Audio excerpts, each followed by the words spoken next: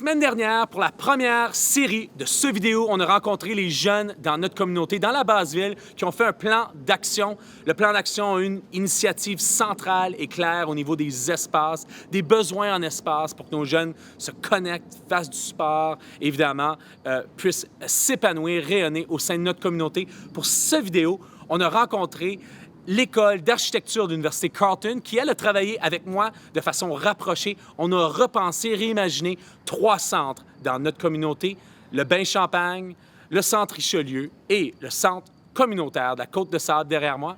En voici un petit aperçu.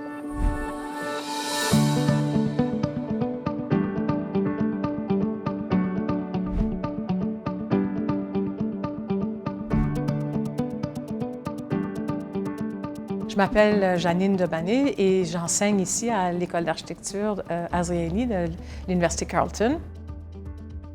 Ici, dans notre programme, on essaie vraiment de préparer nos élèves pour faire des contributions dans le monde du bâti.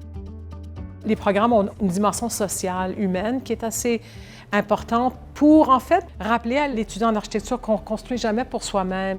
Le bon architecte, son geste est toujours orienté vers l'extérieur.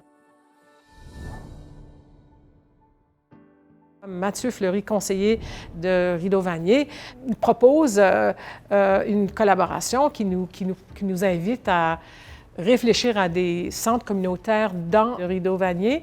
Ça faisait presque plus de 20 ans qu'il n'y avait pas eu d'investissement dans les centres de loisirs.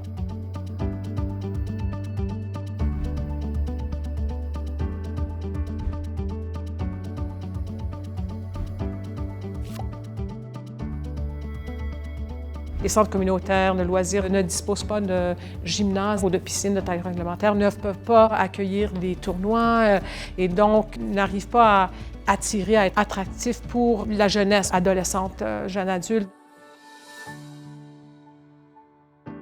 Le défi, c'était, pouvez-vous insérer des annexes à ces bâtiments-là, c'est-à-dire un gymnase ou une piscine? Et dans tous les projets, les espaces de transition étaient nécessaires et souvent, c'était les lieux pour les étudiants d'une nouvelle idée architecturale qui jouerait le rôle de lien entre l'existant et le nouveau gymnase ou la nouvelle piscine.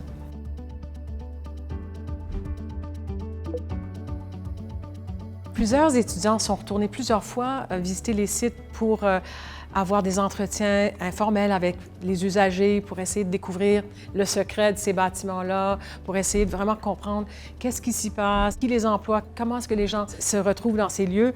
Et c'est fondamental parce que l'architecture de qualité, c'est un art d'écoute. Il faut écouter l'usager, l'environnement, le contexte.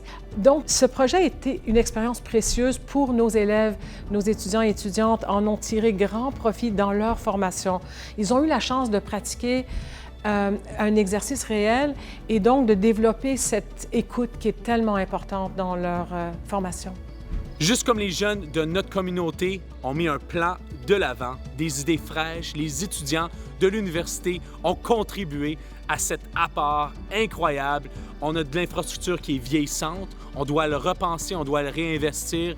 Derrière nous, le travail a déjà débuté pour que la ville agrandisse le gymnase ici dans la Côte-de-Sable. Davantage doit être fait. Notre infrastructure dans le centre-ville, nos espaces récréatifs sont vieillissants et doivent être modernes. Nos jeunes nous le demandent.